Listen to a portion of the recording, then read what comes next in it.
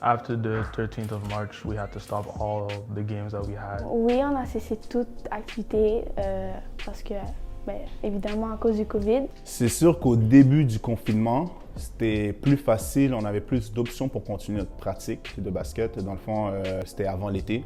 Donc, le coach nous avait donné comme alternative de faire des workouts dans les parcs. Il avait organisé des petites rencontres Zoom où on pouvait s'entraîner. Conditionnement physique aussi, on se rendait par groupe de 4 ou 5. Ça s'est fait environ en 2 vagues, je te dirais. On a eu la première vague en été où on a eu droit, en fait, en Estrie, de continuer l'entraînement sportif. Donc, on faisait des entraînements à l'extérieur. On n'avait pas le droit d'aller dans le gymnase de l'école. Donc, on s'entraînait dehors. Il y avait des équipements qui étaient sortis et tout. Ce qui est le fun, c'est qu'à l'UQAM, on a des préparateurs physiques, puis ils nous ont créé des programmes personnels à faire à la maison.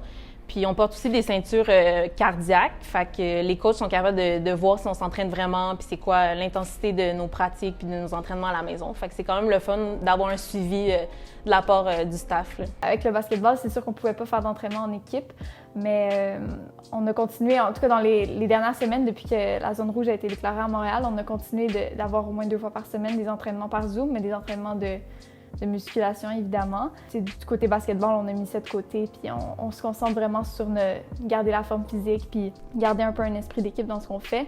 Puis finalement, quand on est tombé en zone rouge, il a fallu tout arrêter parce que justement, on n'avait plus le droit de s'entraîner tout le monde ensemble. Puis vu l'annulation de la saison, ça ne servait à rien de continuer. Donc oui, malheureusement, on a dû arrêter notre activité physique. Vers le mois d'octobre, quand on est vraiment tombé en zone rouge, c'était plus compliqué de continuer à avoir l'accès au gym. Mais par chance, UQAM a pu ouvrir les gyms et puis ils nous ont mis quelques règles un peu compliquées. Mais bon, ça fait en sorte qu'on peut quand même toucher le ballon puis lancer le ballon vers le panier. Donc. Maintenant, ils nous donnent une possibilité de faire du sport avec un groupe clos, genre une bulle.